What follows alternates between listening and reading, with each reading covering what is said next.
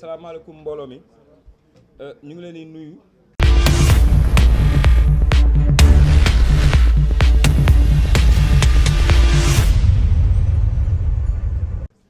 di leen jaar yéen ñëpp particulièrement presse bi fi teew tey et que di leen jaale seeni mbokk yi ñàkk seen bakkan démb ci tournée économique du président de la République Macky Sall. man maa ngi tudd Boubacar MC bokk ci mouvement MSD Free Parcelles Assainies Moussa Sy Doyna nekk le coordonnateur ci benn plateforme bu ñuy wax Force pour la jeunesse. tey nag ñi dajaloo fii pour jooytu li nga xam ne mooy mettitu waa Parcelles Assainies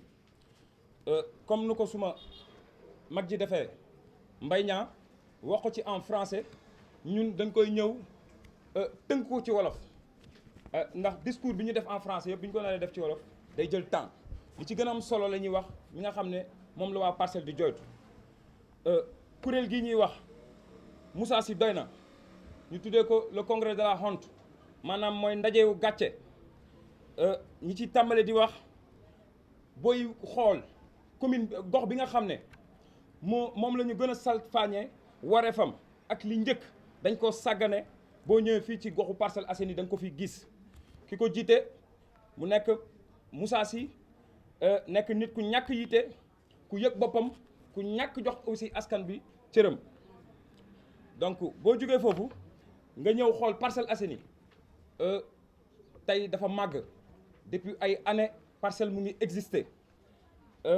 mais mu am ay jafe-jafe pour Parcelles Assainies développer malgré li nga xam ne yàlla may na ko ci économie ak ci taxawaay boo jógee foofu liñ ci njëkk a jàng mooy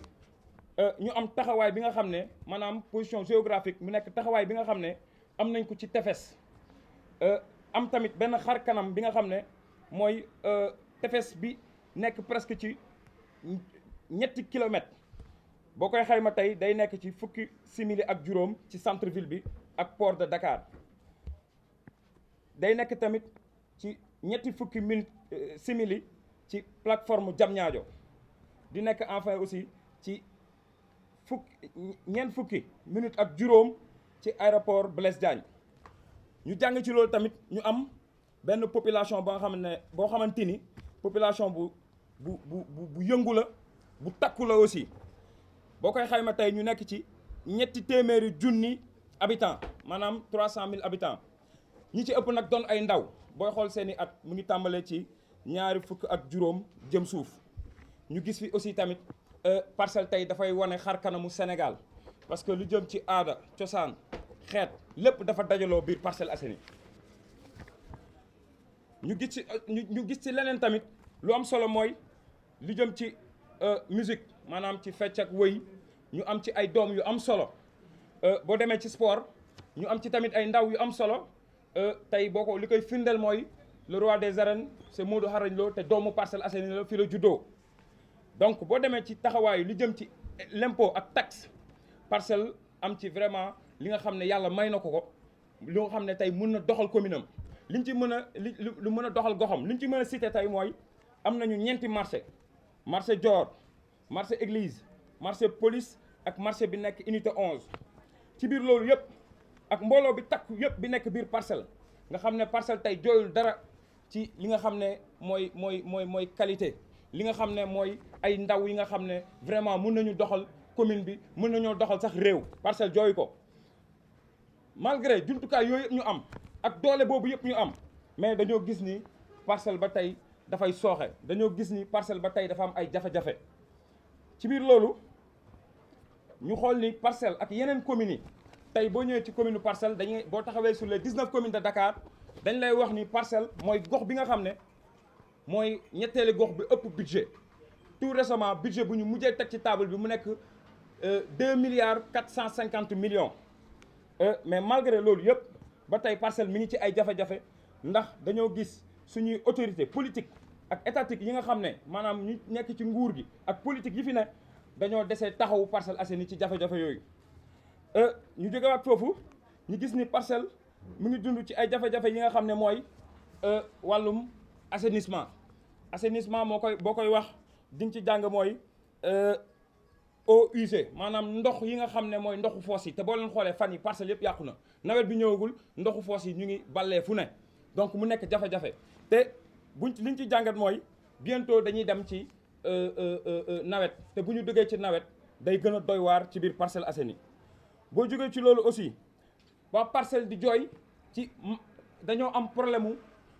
eau potable maanaam ndox mu sell bi ñuy naan parcelle dafay jooy problème mu ndox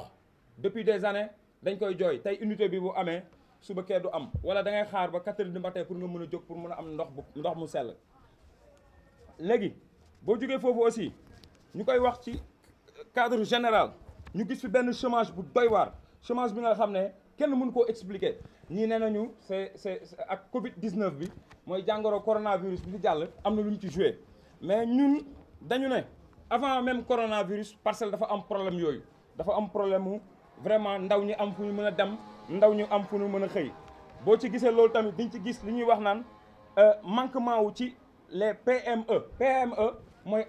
petite et moyenne entreprise mooy entreprise yi nga xam ne ay entreprise yu ndaw la maanaam ñi nekk suñu yaay yeeg suñu sœur yeeg ñi nga xam ne ñu ngi ci tali teg ay activités yu ndaw pour vraiment mën a soxali seen bopp soxali gox bi boobu tamit gis nañ ci taxawaay bi amul boo demee tamit ci entreprise yu mag yi gis nañ ci tamit taxawaay bi amul boo ci jógee aussi amul benn accompagnement buy jógee ci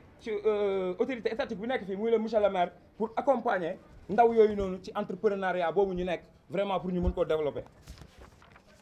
boo jógee foofu mu nekk benn gox boo xamante ne bari na ay ndaw bari na ay jigéen malgré taxawaay bu ñu am géographiquement am ko ci tefes am ko ci mu nekk ay avantages ak ay koom-koom yoo xamante ne tey mënoon nañ ko exploiter mu mën a jëriñ ay doomu parcelle ba mën a créer ay emplois yu bari mais ba tey gis ngeen sunu tefes bi mu nekk ci 7 kilomètres ba tey mu ngi ne noonu toog ba tey mënuñ see exploiter dara loolu waa parcelle aussi ñu ngi koy jooy boo jógee foofu noonu nga xool ki nga xam ne mooy acteur principal bi nga xam ne tey parcelle buy jooy di ñaxtu moom lay joxoñ baaraam muy le maire Moussa Sy ñu gis ko ni vraiment taxawaayam pour accompagner les parcellois taxawaayam pour jàppale les parcellois ñu génn ci chômage boobu noonu ba tey gis nañ ni taxawaay bi ni mu ko war a defeewu ko boo jógee ci loolu ñu gis ci problème mu école yi fi nekk yi nga xam ne waa Parcelles Assainies ci la ñuy jàngee muy ay jumtukaay yi nga xam ne ñun ñëpp a ko bokk maanaam jumtukaay public ñu gis ci bi dafa sooxe vraiment ñu nekk ci ay jafe-jafe yi nga xam ne école yëpp dafa délabré wu yàqu te loolu dafa bokk tey ci li nga xam ne mooy mëninu maire pour mu accompagner loolu taxawu ko te d'ailleurs sax gisoon nañ ñu yàggul dara en 2019 fan yee bu ñuy def tournée biir parcelle pour wax école yi taxawaay bi ñu am métti bi nga xam ne waa parcelle ñu ngi koy jooy bi ñu demee sur le terrain vraiment pour dénoncer loolu moom monsieur le maire Moussa Sy dafa yónnee ay agent ne leen école yi bu ko kenn laal parce que voté na benn budget de 62 millions boo xamante ne c'est pour mu réfectionner defaraat école yooyu mais ba tey ba sànq ba suba furaas gisuñu benn école ñu ngi fii délabré wu amul benn avancement amul benn yokkute donc boo jógee ci loolu ñu dem sur le plan sanitaire maanaam lu jëm ci santé Parcelles Assainies vraiment nag day sooxe ndax je pense que ni tey Parcelles Assainies ñun ñëpp dañuy dund jafe-jafe yooyu ci côté santé benn centre de santé lañ fi am muy Ma Abdou vraiment mu nekk centre de santé bi nga xam ne mënul jox Parcelles Assainies li ñu soxla ci santé lu ñu soxla ci wér-gu-yaram loolu moo indi tey ba tey bu ñu waree ut li nga xam ne moo ñu war a doy ci santé dañ koy mujjee jéggaani sa jabar buy matu da ngay jéggaani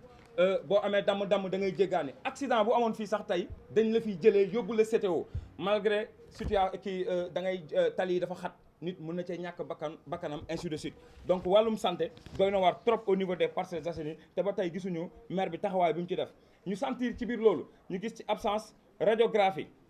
ñu am problème mu scanner bloc opératoire ak benn centre d'hémodialyse yooyu yëpp santé bi mu ngi koy jooy ñu ne nag Moussa Sy ñoo bañ ñu jógewaat foofu ne Moussa Sy dégage ñu jógewaat foofu ne Moussa Sy ça suffit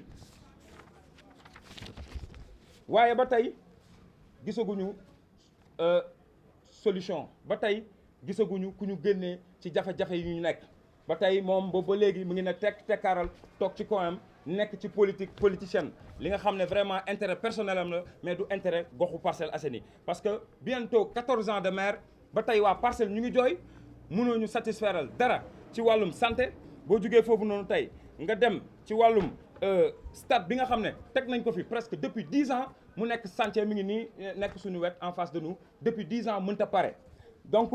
mu nekk li nga xam ne ndaw ya ngi koy jooy aussi boo jugee foofu ñu dem ci li nga xam ne tey lu nit mënta teg bët ci 14 ans de maire yi nga xam ne Moussa Sy def na ki loo xamante ne nit mën na cee teg loxo ne lii Moussa Sy moo ko def maanaam MSD Free Parcelles Assainies Moussa Sy doy na jóguñu rek pour wax parce que dañoo bëgg a wax wala dañoo am problème personnel ak le maire Moussa Sy ñun nous sommes là pour l'intérêt de la commune dañ fi nekk pour l'intérêt de la commune des Parcelles Assainies maanaam li ñuy défendre mooy njariñu askan bi njariñu commune bi ci la ñuy xeex ci la ñuy dox. léegi nag moo tax ñu dajaloo fii kilifa yi nekk Parcelles yëpp nga xam ne tey ay mouvement li nga xam ne ci société bi lañ nekk ay parti politique ay mouvement yi nga xam ne dañoo bokk tey war a jongante ji war a jëlee fi Moussa Sy pour teg fi li fi gën ñu dajaloo ci plateforme boobu pour joytu li nga xam ne mooy jafe-jafe yi nekk biir Parcelles Assainies. boo jógee ci loolu liñ ci mën a waxaat mooy tout le temps dañ koy wax ñu ngi défier koo munti doon foo munti nekk ñu ngi lay défier ci li ñu wax nii maanaam amul lenn loo xamante ne tey Parcelles Assainies mën na ci teg loxoom wala moom la maire Moussa Sy bu dee lii nga xam ne waa MSD Free Parcelles Assainies ñu ngi koy wax dafa am lenn loo xamante ni sos la wala lenn loo xamante ne du dëgg ñun ñu ngi koy mu woo presse bi taxaw ak ñoom ne kat ñii li ñuy wax du dëgg parce que 14 ans de maire amul dara loo xamante ni teg na ko ci table sur ces domaines de compétence ak lim ñu proposé woon lan la ñu waxoon hôpital stade bibliothèque centres sociaux pavage environnement canalisation ainsi de suite donc ba tey Parcelles ñu ngi koy jooy kon je pense que ni ñun lu ñu jóg di ko xeex et que di ko wax di ko joxañee donc je pense que ni loolu c'est tout à fait normal boo jógee foofu noonu nga xool comme lu ñu doon wax pour nag tënk ci loolu liñ ci bëgg a wax mooy Moussa Sy dafay waajal benn congrès bu mag boo xamante ne da koo bëgg a def au niveau de Grand Théâtre foofu la ko bëgg a defee congrès bi nag ñun luñ ci jàng mooy kuréel bi luñ ci jàng mooy Moussa Sy dafa bëgg a naxtaan président de la République parce que xam na ni position bi mu taxawee tey bu langaamuwul du jàll parce que mandat yi mu gagné Parcelles yëpp dafa langaamu dafa àndoon ak PDS langaamu ba gagné ànd ak taxawu Sénégal bu Khalifa Sall langaamu ba gagné tey nag mu ñëw ànd ak président Macky Sall di xool naka lay def ba nekk candidat Benno Bokk Yaakaar parce que xam na ni boobu bu échecgee ci moom rek moom bokkatul ci course gi ndax du amati doole mënatul ànd ak PDS mënatul ànd ak Pastef mënul ànd ak mouvement citoyen mënul ànd ak kenn donc moo tax mu programmé li nga xam ne mooy congrès boobu noonu mu bëgg ko def au niveau fële ca Grand Théâtre war ci dépenser ay millions yi nga xam ne vraiment te que tey Parcelles ñu ngi am problème mu scanner ci hôpital bi am problème mu stade bu yegg ak yeneen ak yeneen ak yeneen kuréel gi nag taxaw temm def point de presse bi pour wax à l'autorité bi nga xam ne tey moo fi nekk muy le chef de l'État ñu ngi koy xamal ni Moussa Sy waa Parcelles dañoo doyal ci moom Moussa Sy waa Parcelles bëggatuñu Moussa Sy waa Parcelles lu ñu ko dénkoon vraiment defaluñ ci dara moo tax tey ñu taxaw pour wax le président de la République Moussa Sy bu dawee ba génn Parcelles di dem ba Grand Théâtre pour def fa congrès cela veut dire que ni li muy woote wala li mu bëgg a naxee président loolu amul ça n'existe pas amatul doole amatul mbooloo waa Parcelles wan nañ ko gannaaw jeunesse bi bàyyi nañ ko mag ñi bàyyi nañ ko ñëpp bàyyi nañ ko donc tamit loolu message la boo xamante ne ñun dañ koy lancé pour à l'endroit du président de la République maanaam Macky Sall lañ koy lancé moom la ñuy jox kàddu googu noonu ñu jëlaat ci yeneen yi nga xam ne mën nañ ci teg loxo mooy dañoo calculer ni boo xoolee li fi xew daaw ci mbënd mi dafa amoon ay jafe-jafe yu doy waar yoo xam ne indi woon na ko fi te artu naa ko sànq ci sama wax donc te ñu ngi ñëwaat ci nawet léegi yàggatul benn weer wala ñaari weer donc bëgg nañ vraiment autorité bi ñëw taxaw ci loolu ñu saytu loolu dimbali ci waa Parcelles ndax ay jafe-jafe yu doy waar lay indi parce que lu jëm ci assainissement ak canalisation vraiment répondre ci normes yi nga xam ne waa Parcelles ñu ngi koy xaar boo jugee foofu ñu dem ci beneen cadre bi nga xam ne mooy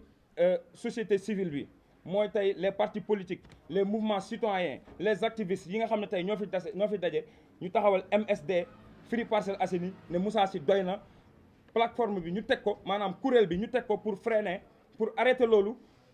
ensuite tamit sauver les Parcellois pour nga xam ne échéance yi di ñëw ñu mun fi jëlee Moussa Sy ñu teg fi keneen ki nga xam ne mooy ku gën ci Parcelles donc bu ñu koy tënk li ñu ci mën a wax mooy képp kuy Parcellois di góor képp kuy Parcellois di jigéen mag ak ndaw ñu ngi leen di woo ci combat bi nga xam ne suñu combat la ñun ñëpp ñun tey Parcelles bu doxee suñu intérêt la parcelle bu génnee ci jafe-jafe yi mu nekk nii ñun la ci génnal te nag génération bu ne xeet bu ne dafa war a xeexam dañoo war a préparer suñuy ndaw préparer suñuy doom préparer suñuy ëllëg bu ñu ñëwee ñu fekk Parcelles Assainies mu nekk parcelle bi nga xam ne vraiment moom la ñëpp di xaar mu am xar kanam bi nga xam ne moom la ko ñëpp yaakaare woon bi ñu fiy dëkk si di fi jënd ay kër di fi def ay millions. donc ñu ngi woo ñëpp ci combat boobu encore une fois di wax Moussa Sy doy na sëkk